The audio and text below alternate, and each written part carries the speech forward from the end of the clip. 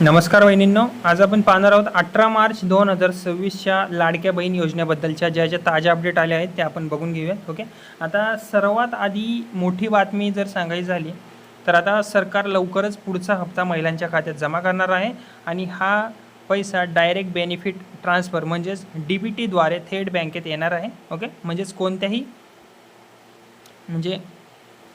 कोणत्याही टेन्शनशिवाय जर तुमची DBT जर लिंक असेल, KYC कंप्लीट असेल तर टेन्शन घेऊ नका, तुमचे पैसे DBTद्वारे थेट तुमच्या बँकेत येणार आहेत आणि हा हप्ता लवकरच यायला सुरुवात होणार आहे. ओके, जर दुसरी बातमी सांगायची झाली, दुसरी अपडेट सांगायची झाली तर KYC करणे अनिवार्य झाले आहे. ओके, KYCबद्दल एक अलर्ट जाहीर केला आहे सरकारने. ओके, जर तुमची KYC पूर्ण नसेल तर तुम्हाला पुढचा हप्ता मिळणार नाही. सरकारने स्पष्ट सांगितले आहे की KYC करणे मॅन्डेटरी आहे, म्हणजेच करावीच लागेल. ओके, तिसरी अपडेट जर सांगायची झाली लाडकी बहीण योजनेविषयी तर ती आहे जुने हप्ते पेंडिंग. काही महिलांना अजूनही जानेवारी आणि फेब्रुवारीचे हप्ते मिळाले नाही आहेत.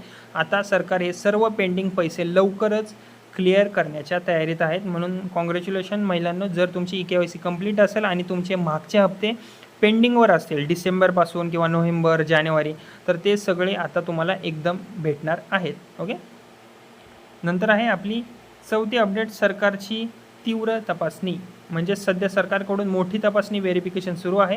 चुकीची माहिती देणारे किंवा अपात्र असलेल्या महिलांची नावं योजनेतून आता काढली जात आहेत. ओके, आता सांगायचं झालं तर आता तुम्ही करा काय, जर तुमची KYC कंप्लीट नसेल तर तुम्ही लगेच तुमची KYC पूर्ण करा. बँक खाते आणि माहिती योग्य आहे का ती एकदा तपासा, कारण छोटीशी पण मिस्टेक तुमचा जी 1500 3000 हप्ता जो तुमचा पेंडिंगवर राहिलेला आहे तो थांबवू शकते. त्यामुळे छोट्या छोट्या गोष्टी तुम्ही बरोबर रीतीने पूर्ण करा, तुम्हाला या योजनेचा लाभ मिळत राहील. ओके, जर ही माहिती उपयोगी वाटली असेल तर व्हिडिओला माझ्या लाईक करा आणि शेअर करा आणि प्लीज प्लीज प्लीज माझ्या चॅनलला सबस्क्राईब जरूर करा. Okay, thank you.